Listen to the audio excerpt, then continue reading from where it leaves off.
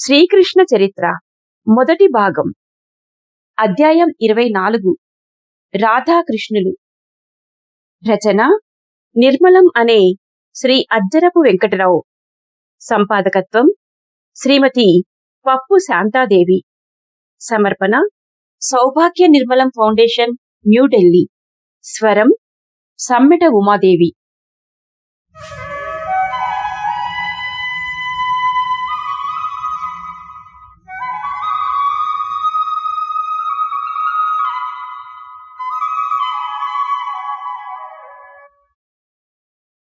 ఆ పండు వెన్నెలలో మందమారుత వీచికలో మధురాతి మధురమైన వేణుగాన తరంగాలు బయలుదేరి బృందావన సీమలో నాలుగు మూలలా వ్యాపించాయి.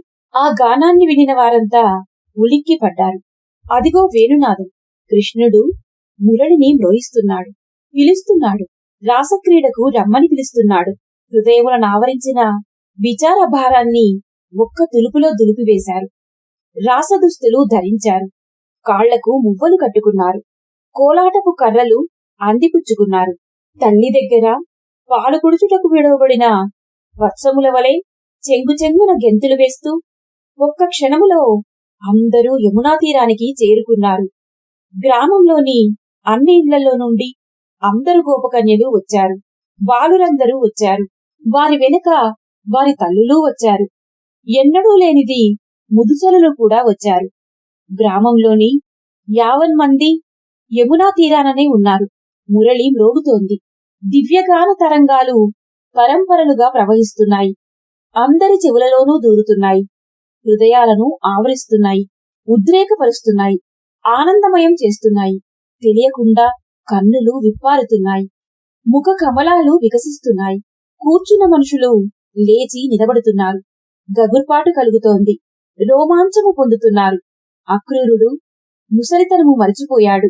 ఆనంద పరవశుడై గానామృతాస్వాదన గావిస్తున్నాడు. మందహాసముతో పులకిత గాత్రులై నాగస్వరము వింటున్న నాగుపాములా ఊగుతున్నారు గర్గాచార్యులు. ఆ గానామృత వాహిని ప్రజాహృదయాలను క్షాళన చేస్తోంది. విషాద మాలిన్యాన్ని కడిగి పారవేస్తోంది. నందుని ముఖములో విషాద ఛాయలు పోయాయి. గానం వింటున్న కొలది అతని ముఖం వికసిస్తోంది. ఆనంద బాష్పాలు రాలుతున్నాయి. లేచి కూర్చుంది యశోద. ఓహో నా కన్నా అంటూ గానానంద ప్రమత్త అయ్యింది. ఆ గానం వినువీతులలో విహరిస్తోంది. అడ్డులేని ఆ గానమాధురి వీచికలు దశ దిశను వ్యాపించాయి. ముస్తాబు చేసుకోవటానికి సమయం లేదు. తలదువ్వుకోటానికి కూడా స్థిమితము లేక చుట్టు విరబోసుకునే పరుగులెత్తారు కొందరు బాలికలు. పిలుపొందుకున్నది రాధ. హడావిడిగా అలంకరించుకుంది. అత్త ఇచ్చిన క్రొత్త బట్టలు కట్టుకుంది. ఆభరణాలను ధరించింది. నొసట కుంకుమను దిద్దుకుంది. తలలో పూలు తురుముకున్నది. దివ్య మంగళమూర్తిగా విశ్వమోహినిగా తయారయింది. గానవేగము అధికమవుతోంది. స్థాయి పెరుగుతోంది. కృష్ణుడు తొందర పెడుతున్నాడు. రమ్మని పిలుస్తున్నాడు. ఆలస్యం చేయటానికి వీలులేదు. సూర్యోదయానికి పూర్వము అతడు వెళ్ళిపోతాడు అంటూ హడావిడిగా బయలుదేరి పరిగెత్తింది. కృష్ణుని ప్రయాణ వార్త వినడంతోనే కుప్పకూలినట్లు కూలిపోయింది. మంచం మీద పడుకొని దుఃఖిస్తోంది. అంతలో మురళీనాదము వినిపించింది. అంత దుఃఖాన్ని మర్చిపోయింది.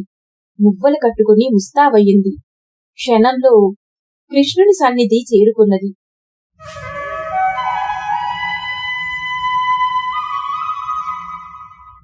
యమునా సైకతములపై వ్యత్యస్త పాదారవిందుడై నిలబడ్డాడు కృష్ణుడు. పచ్చని పీతాంబరం ధరించాడు. జరీ తలపాగాలో నెమలిపించం రెపరెపలాడుతోంది. ఉత్తరీయమును నడుము చుట్టూ బిగించి కట్టాడు. మెడలో కదంబ కుసుమమాల వ్రేలాడుతోంది. దండలకు తులసీదళ మాలికలను కట్టుకున్నాడు. మురళిని పెదవుల కాంచి విశ్వ సమ్మోహనకరమైన మధురగాన ప్రసారం చేస్తున్నాడు. గ్రామంలోని గోపగోపికలంతా వచ్చారు. అతని చుట్టూ ఒక వలయంగా ఏర్పడ్డారు. ఆ వలయం చుట్టూ మరొక వలయం. అలాగా అందరూ వలయాకారంగా ఎవరి స్థానములలో వారు నిలబడ్డారు. నృత్యములో పాల్గొనలేని స్త్రీలు, పురుషులు, ముదుసలులు గట్టుమీద కూర్చుని చూస్తున్నారు. ఇన్ని ఏళ్ల నుండి ఒక్కరోజు కూడా రాసక్రీడ చూడడానికి రాని వారందరూ ఈనాడు వచ్చారు. ఆ సమ్మోహనకరమగు దృశ్యాన్ని ఆనంద పారవస్యంతో చూస్తున్నారు. నిర్విరామంగా, నిరంతరాయంగా ఆ వలయములన్నింటికీ కేంద్రస్థానమైన కృష్ణుని మురళి నుండి గానవాహిని బయలుదేరుతోంది. రాధ వచ్చింది.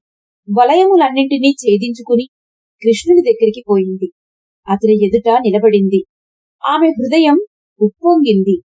దివ్యానంద ప్రమత్తయగు మందహాసముతో ఆమె పెదవులు విప్పారాయి. అచంచల భక్తితో ఆమె దృక్కులు కన్నయ్య ముఖముపై నిలిచాయి. వారి చూపులు కలిశాయి. గానం ఆగిపోయింది. కృష్ణుడు మురళిని మొలలో దోపుకున్నాడు. రాధ రెండు చేతులు పట్టుకున్నాడు. ఉప్పుల కుప్పలాడారు. పాటలు పాడారు. నాట్యం చేశారు. అందరు గోపికలు కృష్ణుడితో కలిసి నాట్యం చేశారు. అందరూ ఆనందోద్రేకంతో టై టై అంటున్నారు. చప్పట్లు కొడుతున్నారు. పాట పాడుతున్నారు. పాటకు తగినట్లు తాళం వేస్తున్నారు. తాళానికి తగినట్లు అడుగులు వేస్తున్నారు. ప్రక్కవారితో అడుగులు కలుపుతున్నారు. ఇవన్నీ ఎవరికి వారు తెలియకుండానే చేస్తున్నారు. గిరగిరా తిరుగుతూ నాట్యం చేస్తున్నారు. స్థలాలు మారుతూ కోలాటం ఆడుతూ నాట్యం చేస్తున్నారు. ఆకాశం, భూమి గిరగిరా తిరుగుతున్నాయి. చంద్రుడు మాత్రమే ఆకాశ వీధిలో స్థిరంగా నిలబడి తమ కేసి చూసి ప్రేమగా నవ్వుతున్నాడు. గోపికలందరూ ఎవరికి వారు కృష్ణుని రెండు చేతులు పట్టుకొని పరవశులై బొప్పుల కుప్పలాడుతున్నారు. యమున కిలకిలలాడుతూ రాళ్ల మీద దొర్లుకుంటూ ప్రవహిస్తోంది.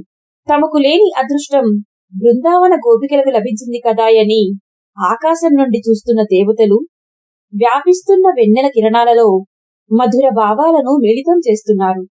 ఆడి పాడి అలసిపోయారు గోపికలు. కొందరు అలసట ఎక్కువై తెలివి తప్పి నిద్రాగతులై పడిపోయారు. మరికొందరు ఆడలేక తప్పుకున్నారు. అందరూ అక్కడే నిద్రించారు. కనులు తెరిచి చూచారు కొందరు. వారి వీణులకు దూరములో ఎక్కడో మురళీగానం వినవస్తోంది. కాని కదలలేక పడుకున్నారు. ఆ వనమార్గాన్ని అనుసరించి ఇద్దరు వ్యక్తులు చేతులు కలుపుకొని చెట్ల సందులలో నుండి ముందుకు పోతూ వెన్నెలలో విలీనమయ్యారు. అందరికీ తెలుసు వారెవరు. కొందరు అసూయగ్రస్తులయ్యారు. మరికొందరు ఆనంద ప్రపత్తులయ్యారు. కాని ఎవరూ ఉన్నచోట నుండి కదలలేదు. కదిలే శక్తి లేదు. వెన్నెలలోనికి చొచ్చుకునిపోయిన ఆ ప్రేమ పిపాసుల పట్ల సానుభూతితో తాము మూగనోము పట్టారు. రాధా, నీవు అలసిపోయావు. నాకు తెలుసును. నీవు నడవలేవు. నిన్ను నా చేతుల మధ్య ఎత్తుకుంటాను అన్నాడు కృష్ణుడు. రాధకు నునుసిగ్గు ఆవరించింది. ఆమె బుగ్గలు ఎర్రబారాయి. నేత్రములు అర్ధనిమీలితములయ్యాయి. పెదవుల మధ్య మందహాసము తాండవిస్తోంది. రాధ, నడవగలను కన్నా. కృష్ణుడు, నాకు తెలుసును రాధా, నీవు నడవలేవు. ఈరోజు చాలాసేపు నృత్యం చేశావు. నీ నృత్యంతో నీ హృదయం మేళవించింది. అద్భుతంగా నృత్యం చేశావు. అలసిపోయావు రాధా. మరి నీవో? నా సంగతి వేరు. నేను పురుషుడను కదా. ఓహో, మరచిపోయాను. నీవు నటరాజమూర్తివి కదా. ఇద్దరూ పకపకా నవ్వారు. కృష్ణుడు, రాధా, నిన్ను ఈనాడు చాలా దూరం తీసుకుని పోవాలి. నీవు అంత దూరం నడవలేవు అని ఆమెను తన రెండు చేతులలోనికి తీసుకున్నాడు.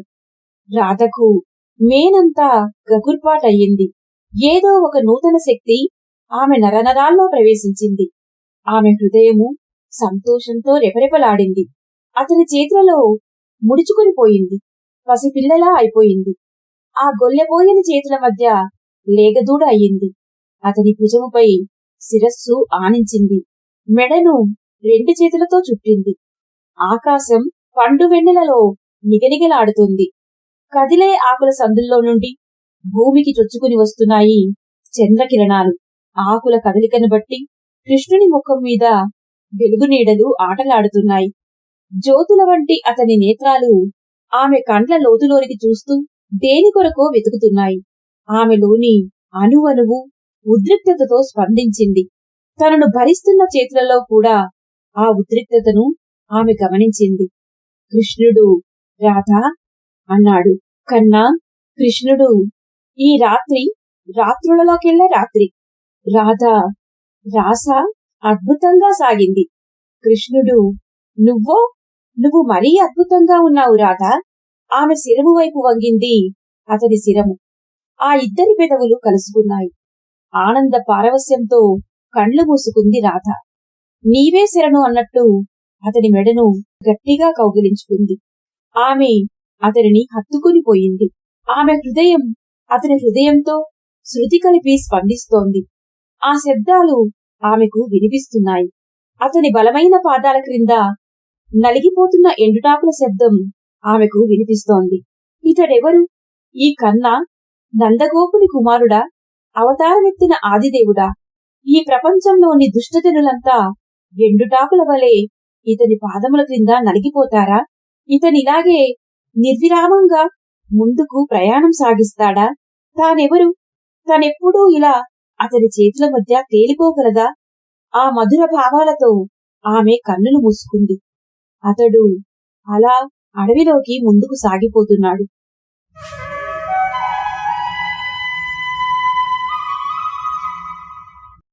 రాధా, రాధా, కన్నా, నీవెప్పుడూ ఇలాగే ఉంటావా? అవును రాధా, ఇలాగే, ఎప్పుడూ శాశ్వతంగా. సూర్యుడు చంద్రుడు ఉన్నంతకాలం ఇలాగే ఉంటాను రాధా. అవును, మరి నేను? నీవును.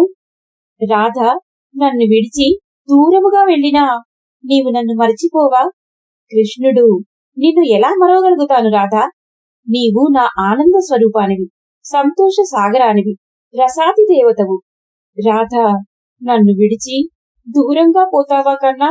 కృష్ణుడు, రాధ, నేను ఎక్కడికి వెళ్ళినా నీకు దూరము కాను. వెన్నెలకు దూరముగా చంద్రుడుండగలడా రాధా? దీపము నుండి దాని కాంతి వీడిపోగలదా రాధా? అయితే నీవు నేను ఒకటే నా కన్నా? అవును రాధా, నిజమే. నిజమే రాధా. అడవి దాటి మైదానం చేరుకున్నారు. వారు తమ స్నేహితులను విడిచి చాలా దూరం వచ్చారు. పరిసరాలలో ఎక్కడా మానవ సంచారం లేదు. నేల మెత్తగానున్నది. ఒక మర్రి చెట్టు నీడలో ఆమెను దింపాడు. ఆమె నేలపై కూర్చుంది. ఆమె చెంతనే అతడు కూర్చున్నాడు. ఆమె చేతులు తామర తోడులలా అతని మెడను చుట్టుకునే ఉన్నాయి. ఆమె ముఖపద్మము కృష్ణుని వదనమునే చూస్తోంది. ఏదో తెలియరాని మధుర వేదన ఆమెలో నఖశిఖ పర్యంతం వ్యాపించింది. ఆమె ఆ మెత్తని నేలపై ఆనుకుంది. వారి పెదవులు కలుసుకున్నాయి. ఆ ఆత్మ ఆత్మలోనూ, తనువు తనువులోనూ కలిసి వారిద్దరూ ఒకటే అయ్యారు. ఆ పెదవులు విడివడలేదు. ఆ జంట అనిర్వచనీయమైన ఆనందంలో మునిగిపోయారు. కొన్ని క్షణాలు గడిచాయి. రాధా మాధవులు లేచి కూర్చున్నారు. విడిపోయిన జుట్టు ముడివేసుకున్నది రాధ. రాధా, కన్నా, ఇదంతా స్వప్నమా కన్నా? కృష్ణుడు, స్వప్నము కాదు రాధా, మనము మేలుకొనియే ఉన్నాము. ఆమె కన్నులలోనికి చూస్తూ కృష్ణుడు నవ్వుతున్నాడు. కాదు కన్నా, ఇది స్వప్నానుభూతి. ఇది నిజము కాదు. మనకు ఇంకా పెళ్లి కాలేదుగా. పెళ్లి కాకుండా ఇటువంటి సౌఖ్యం ఎలా సాధ్యమవుతుంది కన్నా? కృష్ణుడు, మనకు పెళ్లి అయినది రాధా. ఇప్పుడే మనము గాంధర్వ పద్ధతిలో పెళ్లి చేసుకున్నాము రాధా. కన్నా, నాకంతా అగమ్యంగా ఉంది. ఇది కలో నిజమో తెలియడం లేదు. ఏది ఏమైనా నేను ఇక నుండి నీకు దూరముగా బ్రతకలేను కన్నా. ఎంత మాత్రమూ ఉండలేను కన్నా. అలా దూరముగా ఉండవలసిన అవసరం లేదు రాధా. మనమెప్పుడూ కలిసియే ఉంటాము. ఇప్పుడే కదా మనము గాంధర్వ వివాహం చేసుకున్నాము. మన ఎముకలు ఏకమయ్యాయి.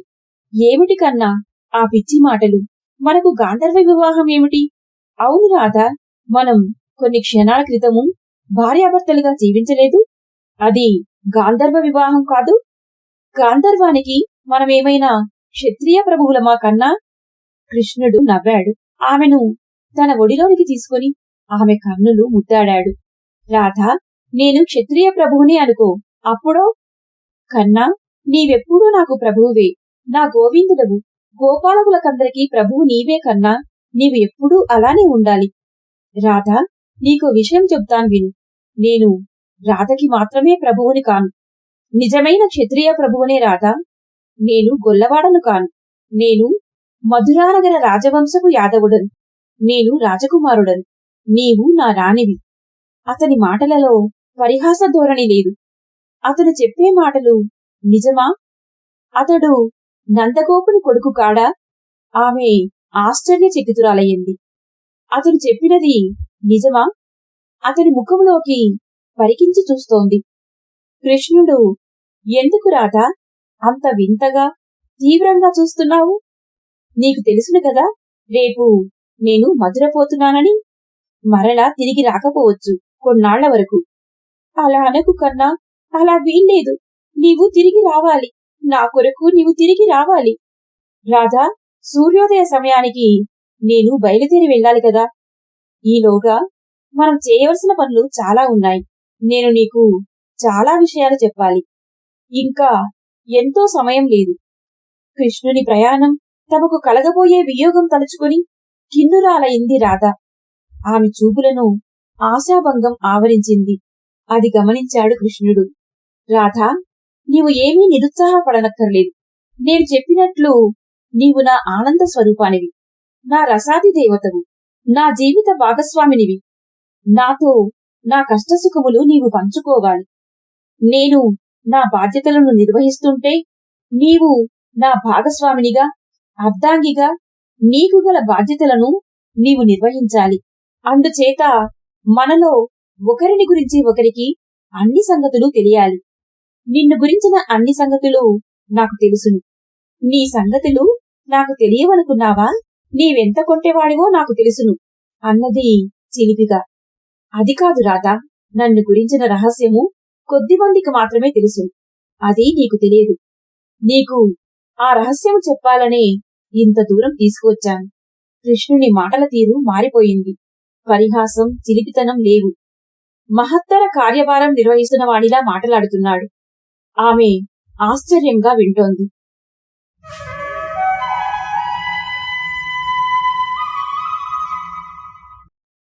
కృష్ణుడు, రాధా, కొద్ది రోజులు పోయిన తర్వాత ఇప్పుడు నేను నీకు చెప్పబోయే విషయం అందరికీ తెలుస్తుంది. తరువాత అందరికీ తెలిసే విషయం ముందుగా నా రాధకు నా నోటితోనే చెప్పాలని చెబుతున్నాను. నా జీవిత భాగస్వామినికి నేనే చెప్పాలి. ఆమె కన్నులలో ఆనంద జ్యోత్స్న వెలుగుతోంది. రాధ చాలా సంవత్సరముల నుండి యాదవ జాతి రాక్షసులకు వశమై బానిసత్వంలో ఉంది. ఆ జాతికి బానిసత్వం నుండి విమోచన నా ద్వారా కలుగుతుందని నారద మహర్షి చెప్పారట. అతని కంఠస్వరం తీవ్రముగాను మంద్రముగాను ఉన్నది. అతను ఏమి చెబుతున్నాడో అని రాధకు భయం వేసింది. అతని ముఖంలోకి చూస్తూ అతనిని గట్టిగా కౌగిలించుకుంది. ఏమిటి కన్నా, నీవేమిటి చెబుతున్నావు? అదేమిటో చెప్పు. విను రాధ, తొందరపడకు. భయము అసలే అక్కరలేదు. మధురానగరములో దేవకీ వసుదేవులని ఉన్నారు. వారిని గురించి నీవు వినే ఉంటావు. ఆ దేవకి మన రాజైన కంసుని చెల్లెలు. వసుదేవుడు సూర్యవంశపు యాదవుల ప్రభువు. అవును, విన్నాను. వారినే కంసుడు బందీఖానాలో ఉంచాడని కూడా చెప్పుకుంటారు. ఆ రాణి దేవకీదేవి అష్టమ గర్భమున పుట్టిన కుమారుడు కంసరాజును చంపి యాదవులకు విమోచన కలిగిస్తాడని నారద మహర్షి చెప్పారట. పకపక నవ్వింది రాధ. ఈ కథ నాకు తెలుసును. ఆమెకు 8వ గర్భంలో ఆడపిల్ల పుట్టిందట. ఆ పిల్ల గాలిలోనికి ఎగిరిపోయిందట. లేదు రాధ, నీవు విన్న కథ కొంతవరకు నిజమే. దాని వెనుక అసలు కథ వేరే ఉన్నది. దేవకీదేవి అష్టమ గర్భంలో ఆడపిల్ల పుట్టలేదు, మగపిల్లవాడే పుట్టాడు. ఆ దేవకీ వసుదేవుల అష్టమ పుత్రుడను నేనే రాధా. ఆమె తటారున అతని మెడ విడిచి దూరముగా జరిగినది. కన్నా, కన్నా, నీవు నీవు అవును రాధా అంటూ ఆమెను మరల దగ్గరకు తీసుకున్నాడు. ఆ పుత్రుడను నేనే రాధా. నేను పుట్టిన నాటి రాత్రి నా తండ్రి వసుదేవుడు నన్ను ఇక్కడికి తీసుకుని వచ్చి నా మరొక తండ్రి నందుని ఇంట దిగవిడిచాడు. పెద్దన్న బలరాముడు కూడా దేవకీ వసుదేవుల బిడ్డడే. అతడు రోహిణీ కుమారుడు కాడు. రాధా, వసుదేవుడు మన ప్రభువు. నీవు నీవు ఆమె ఆశ్చర్యంతో కనులు విప్పి చూస్తూ ఏదో అస్పష్టంగా గొలుగుతోంది. కృష్ణుడు, అవును రాధా, నేను వసుదేవుని కుమారుడను. బలరాముడు కూడాను. ఉద్ధవుడు మా పినతండ్రి కుమారుడు. కంసుని ఆగ్రహము నుండి తప్పించి మమ్ములను కాపాడడానికి ఇక్కడికి తీసుకుని వచ్చారట. తను వింటున్నదంతా గ్రహించలేక అతని వైపే చూస్తోంది రాధ. కృష్ణుడు, ఇప్పుడు అతడు ఎవరు? కంసుడా? అవును రాధా, భయపడకు. నీకు చాలా ముఖ్యమైన విషయాలు చెబుతున్నాను. భయపడకు. ఇప్పుడు ఆ కంసుడు ధనుర్యాగం చేస్తున్నాడట. మేము ఆ యజ్ఞానికి రావాలని పిలుపు పంపించాడు. అక్కడ మమ్ముల్ని పట్టి చంపాలని అతని ప్రయత్నమై ఉంటుంది. చిరునవ్వు నవ్వాడు. అతడు దుష్టుడు. అతడు తప్పకుండా మిమ్మల్ని చంపాలని చూస్తాడు, రాధ అన్నది. అవును, అతడు ప్రయత్నిస్తాడని నాకు తెలుసును. కాని మమ్మల్ని ఏమీ చేయలేడు. మాకేమీ ప్రమాదం రాదు. కన్నా, అతడు మిమ్మల్ని చంపడానికి ప్రయత్నం చేస్తే నీవేం చేస్తావు? అతని వల్ల కాదు. నేను ధర్మాన్ని రక్షించడానికి వచ్చానని అందరూ అంటున్నారు. నాలో కూడా నేను ధర్మరక్షణ కొరకే పుట్టాననే విశ్వాసమున్నది. నేను ధర్మాన్ని రక్షిస్తాను. యాదవులకు విమోచన కలిగిస్తాను. ఆమె నోరు ఆవరించి చూస్తోంది. హృదయ విదారకమైన నిశ్వాసంతో అతనిని గట్టిగా కౌగిలించుకుంది.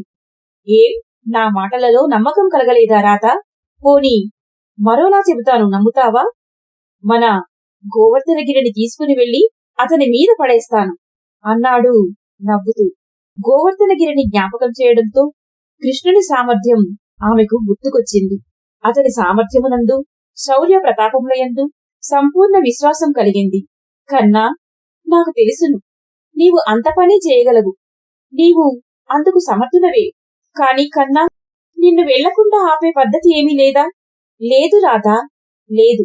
నేను మధుర వెళ్లి తీరాలి. అది నా ధర్మము. మోసము, క్రూరత్వము, భయము, ఈ మూడింటిని నాశనము చెయ్యాలని నేనెప్పుడూ అనుకుంటుండేవాడను. ఇంతవరకు ఆ కోరికను ప్రక్కకు తోచిపెట్టాను. ఇప్పుడు నేను వెళ్లి తీరాలి. నేను ఎందుకోసం వచ్చానో ఆ పనులు చేయటం ప్రారంభించాలి. నా ధర్మాన్ని నేను నిర్వహించాలి. నా ప్రతిజ్ఞను నేను నెరవేర్చాలి. కన్నా, మరి నా సంగతేమిటి?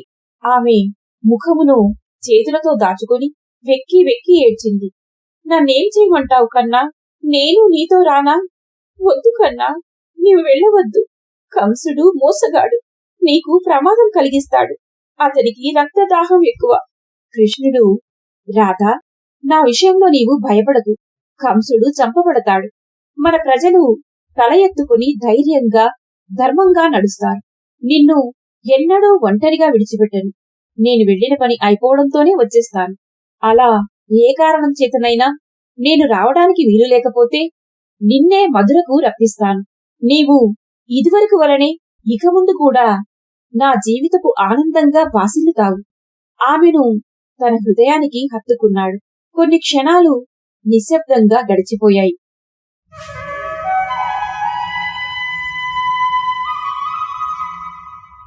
రాధ, కన్నా అన్నది. రాధ అతని ముఖంలోకి చూస్తూ తనలో తాను అనుకుంటున్నట్టుగా పైకి అంటోంది. కన్నా, నీవు మధురకు వెళతావు. నాకు తెలుసు.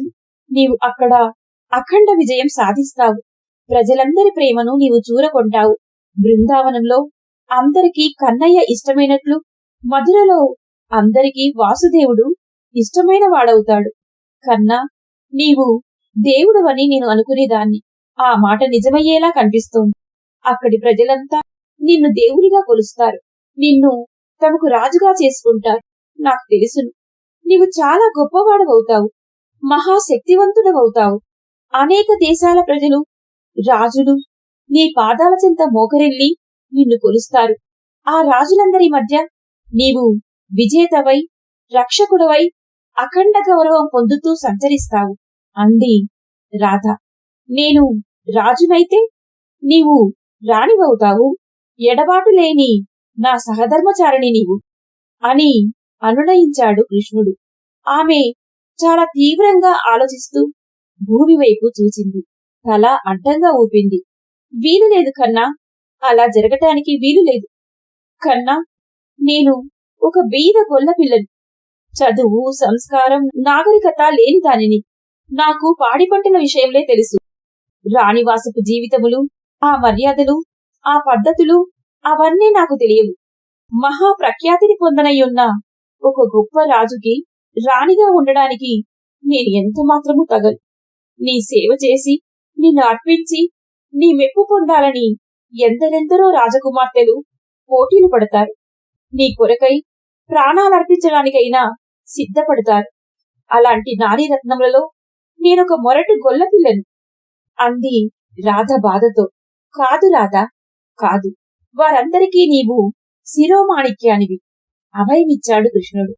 కాదు, నీవు ఇక్కడి నుండి మధుర వెళ్లి రాజకుటుంబంలో జీవించడం ప్రారంభిస్తే నీవు మారిపోతావు. నీవొక గొప్ప రాజు అవుతావు. నేనెరిగిన కన్నవు కావు. నీ శిరస్సుపై వజ్రకిరీటం ఉంటుంది. నేనెరిగిన నెమలిపించపు తలపాగా మాయమవుతుంది. అస్త్రశస్త్రాలను ధరిస్తావు. పశువులను తోలే పాటికర్ర కనిపించదు. నీ నడుముకు మనుగులు పొదిగిన బంగారు పిడిగల కత్తి కట్టుకుంటావు. నీ విశ్వమోహన మురళి కనిపించదు. నీ మెడలో దగదగ మెరిసే రత్నఖచిత సువర్ణ భూషణములు వ్రేలాడుతాయి. రాధగుచ్చిన కుసుమమాల వాడిపోతుంది. అంతర్ధానమే అవుతుంది. ఎందరెందరో రాకుమార్తెలు నీ పాదసేవకు వంతులాడుకుంటారు. దిక్కు మొక్కు లేని ఈ మొరటు గొల్లపిల్ల నీకు బరువైపోతుంది. నీకు ఆనంద స్వరూపాన్ని కాను. ఆత్మకు జంట ఆత్మను కాను. రసభాగస్వామిని కాను. కన్నా, నన్ను క్షమించు. నేను నీతో మధురకు రాలేను. నా కన్నా ఎప్పుడూ నా కళ్లలోనే ఉంటాడు. నా కన్న చెవులలో అడవి పూలు గుమగుమలాడుతూ ఉంటాయి. అతడి చేతులలో చేపాటి కర్ర ఉంటుంది. పచ్చికలో మేయడానికి పశువులను త్రోలుతాడు. మురళిని మ్రోయిస్తాడు. వినేవారలను మైమరిపిస్తాడు. నా కన్నా మురళీగానం వింటే హస్తి పొడవడం మర్చిపోతుంది. కాళీయుడు కరవడం మర్చిపోతాడు. గోవర్ధనగిరి గాలిలో తేలిపోతుంది. పశువులు మేతమాని పాట వింటాయి. పాములు పడగల విప్పి ఆడుతాయి. నెమళ్లు పురులు విప్పి నాట్యం చేస్తాయి. నా కన్నా నవ్వుతాడు, నవ్విస్తాడు, ఆడుతాడు, ఆడిస్తాడు. ఎంతో ధైర్యం కలవాడు. అతడి పెదవుల మీద చిరునవ్వు నాట్యమాడుతుంది. నేను మధుర రాలేను. రాధ వెక్కి వెక్కి ఏడ్చింది. అతనిని గట్టిగా కౌగిలించుకుంది. కన్నా, నేను చెబుతున్నాను విను. నీవు ఇక ఎన్నడూ బృందావనానికి రావు. వచ్చినా నేను ఎవరిని ప్రేమించి జీవిస్తున్నానో ఆ కన్నగా రాలేదు. నన్ను ఇక్కడే ఉండని. అత్తమామలకు సేవ చేస్తాను. ప్రతిరోజు ఇప్పటిలాగే యమునా తీరానికి పోతాను. అక్కడ ఆవేదనతో నీ అడుగుల సవ్వడి కోసం ఎదురుచూస్తుంటాను. నీవు వస్తావు. నీతో కలిసి తిరిగిన ఈ అడవులన్నింటి వెంట తిరుగుతాను. మనకు మిత్రురాలైన ఈ చెట్లన్నీ నీ వార్తలు నాకు చెబుతాయి. నీ పూజకు, నీ అలంకరణకు కావలసిన పూలనన్నింటినీ ఇస్తాయి. ఇద్దరూ కొన్ని క్షణాలు మాటలాడలేదు. తన భావి జీవితాన్ని ఊహించుకుంటున్నాడు కృష్ణుడు. రాధా, నీవు చెప్పినదంతా నిజమే. నేను మధురకు పోయిన తర్వాత నా జీవితం మారిపోతుంది. నీవు నాతో రావడానికి అంగీకరించడం లేదు. నాతో పాటు నీవు మారడానికి ఇష్టపడడం లేదు. ఒక విధంగా నీవు ఇక్కడుండడం కూడా మంచిదే. నేను లేకపోతే అమ్మా నాన్న బెంగ పెట్టుకుంటారు. నీవు ఇక్కడుండి వారిని కనిపెట్టుకుని చూడాలి. నీవు నా భార్యవు, నా సహధర్మచారిణివి. నన్ను పెంచిన ఈ తల్లిదండ్రులకు సేవ చేసి తృప్తిపరచవలసిన ధర్మము నాకున్నది. ఆ ధర్మమును నా సహధర్మచారిణి అయిన నీకు అప్పగిస్తున్నాను. ఆ ధర్మమును నీవు నిర్వహించాలి. నా ధర్మ నిర్వహణ కార్యక్రమము ఇదివరకే ప్రారంభమైంది. నిన్ను నేను పెళ్లి చేసుకునుట నా ధర్మమని పెద్దలతో వాదించి అంగీకరింపజేశాను. నా తండ్రి హృదయపూర్వకంగా ఆమోదించాడు. ఇంద్రుని కోపము నుండి నా మాటపై ఇంద్రోత్సవమును మానిన ప్రజలను కాపాడటం నా ధర్మం. అందుకే గోవర్ధనగిరిని పెకిలించి పైకి ఎత్తిపెట్టవలసి వచ్చింది. నన్ను కన్న తల్లిదండ్రుల కష్టాలను నివారించడానికి పోయే ముందు ఇంతవరకు పెంచిన తల్లిదండ్రుల సుఖ సంతోషములకు భంగము కాకుండా చేయటం నా ధర్మం. ఆ ధర్మాన్ని నా సహధర్మచారిణివైన నీవు నిర్వర్తించాలి. నా సహధర్మచారిణివైన నీవు కంటనీరు పెట్టకుండా నిత్య సంతోషినిగా ఉండేలా చూడటం నా ధర్మం. నా ధర్మాన్ని నేను నెరవేర్చుకుంటాను. నీ ఆనందానికి అంతరాయం కలగనీయను. మనకు ఎన్నడూ ఎడబాటు లేదు రాధా. నీవు కోరిన క్షణంలో నీ కన్నయ్య నీ చెంతనే ఉంటాడు. రాధా, నీవు కన్నా అని పిలిస్తే రాధా అంటూ నీ వెంట తిరుగుతాడు. నీతో ఆడుతాడు, పాడుతాడు, నిన్ను లాలిస్తాడు, పాలిస్తాడు, గౌరవిస్తాడు. నీ కన్నయ్య అనుక్షణం నీ కన్నుల్లో కనుసన్నలలో వెలుగుతాడు. నీ ఆజ్ఞలను నెరవేరుస్తాడు. రాధా, నేను ఊహా ప్రపంచం గురించి మాట్లాడడం లేదు. ఆనాటి రాత్రి రాసలో చూడలేదా? గోపికలందరితోనూ తలో రూపంలోనూ కన్నయ్య ఆడలేదా? అలాగే నేను మధురానగరంలోనున్నా మరెక్కడున్నా నీ కన్నయ్య నీ ప్రక్కనే ఉంటాడు రాధా. రాధా, కన్నయ్య నీ కనులలో పాప కనుక నీవు చూడగలవు కన్నయ్యని. ఇతరులెవరూ చూడలేరు. దానివలన నీ ఆనందానికి, అనుభవానికి అవరోధము, అభ్యంతరము, అంతరాయము ఉండదు రాధా.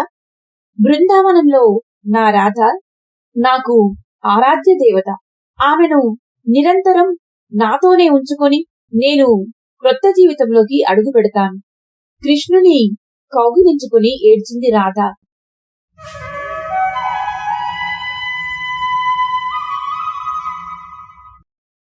రాధా, ఎందుకీ దుఃఖం?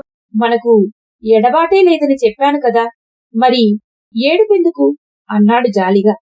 ఏడవను కన్నా, ఏడవను. అది ఏడుపు కాదు, సంతోషమే కన్నా. నేను ఒక ప్రశ్న అడుగుతాను, చెబుతావా? అడుగు రాధా, నీకు సంకోచం ఎందుకు అన్నాడు కృష్ణుడు. కన్నా, నేను అనుకున్నట్లు నీవు నిజంగా దేవుడవా? అయితే ఏమి అన్నాడు నవ్వుతూ. దేవుళ్ళకి మానవులకి మధ్య దూరం చాలా ఎక్కువట కదా. మనిద్దరికీ మధ్య దూరం పెరిగిపోతుందేమోనని నా భయం. లేదు రాధా, దేవుళ్ళకి మానవులకి మధ్య దూరం ఏమీ లేదు. తను ఎవరో తెలుసుకున్న మానవుడే దేవుడు రాధా. నేనెవరినో నాకు తెలుసును, అందుచేతనే నేను దేవుణ్ణి. నాలాగే తమను తాము తెలుసుకున్న మానవులందరూ దేవుళ్లే. ఆశ్చర్యంగా వింటోంది రాధా. నేను ఎవరినో నాకు తెలుసును. నాతో సంబంధం గల అందరినీ, అన్నింటినీ నేను ఎరుగుదును. అన్నింటిలోనూ నేనే ఉన్నానని నాకు తెలుసును. నేను నిలబడ్డ నేలలోనూ, నాలోనూ, నేను పైకెత్తిన గోవర్ధనగిరిలోనూ నేను ఉన్నానని ఎరుగుదును. కనుక ఆ గిరిని నేను పైకెత్తగలిగాను. మీ అందరూ అద్భుతములు, సాహసములు అనుకున్న పనులు నేను ఎన్నో చేయగలగటంలో రహస్యం ఇదే. నీవిప్పుడు నాతోనే జీవిస్తున్నావు. ఇలా కొన్నాళ్లు జీవిస్తే నీవెవరివో నీవు తెలుసుకొనగలుగుతావు. అప్పుడు నీవు దేవుడవవుతావు. ఈ ఆడా మగ భేదములు శరీరములకు సంబంధించినవే. దేవుళ్లలో ఆడా మగ తేడా లేదు, అంతా ఒకటే. దేవుళ్ళిద్దరు లేరు, ఒకరే. నిన్ను నీవు తెలుసుకునిన నాడు మనిద్దరము ఒకటే అవుతాము. పిలిచే రాధ, పిలువబడే కన్నా తెరు ఒకటే అయినప్పుడు ఇక ద్వైతమెక్కడుంటుంది రాధా? రాధ కన్నులు ఆనందంతో వెలుగుతున్నాయి. కన్నా, నీవెంత మంచివాడవు. రాధా, నీవు లేకపోతే బృందావనమే లేదు. నీవిక్కడుంటే బృందావనం పవిత్ర క్షేత్రమవుతుంది. ఆ క్షేత్రానికి నీవే దేవతవు. లే రాధా, ఇక పోదాం. ఇంకా చాలా పనులున్నాయి. మనమిద్దరము ఇప్పుడు గర్గాచార్యుల సన్నిధికి పోయి అగ్నిసాక్షిగా వివాహం చేసుకోవాలి. నీవు ఉదయాన్నే మధుపర్కం ధరించి, కళ్యాణ తిలకం దిద్దుకొని, అమ్మ ఇచ్చిన సర్వాభరణములు ధరించి ఆనంద దేవతవై, నిత్య సంతోషివై నీ కన్నయ్యను రథం దాకా సాగనంపాలి అన్నాడు. ఆమె చిరునవ్వు నవ్వింది. కృష్ణ, నేను నీకు నా సర్వస్వమును అర్పించాను. నీవు నాకు ఒక వరమి. నీవు వెళ్లేటప్పుడు నీ మురళిని నాకివ్వు. నీవు రాజువి, నేను గొల్లపిల్లను. నీ మురళి నాకు ఆనందాన్నిస్తుంది. అవును రాధా, మురళీ రాధారమణుడైన బృందావన కృష్ణునిదే. ఇక్కడకు వచ్చినప్పుడల్లా నాకు మురళి కావాలి కదా. అందుచేత మురళిని నీ దగ్గరే ఉంచు. నీ వద్ద ఎప్పుడూ మురళీకృష్ణుడే ఉంటాడు రాధా అన్నాడు కృష్ణుడు. తొందరగా ఇద్దరూ గర్గాచార్యుని వద్దకు వెళ్లారు.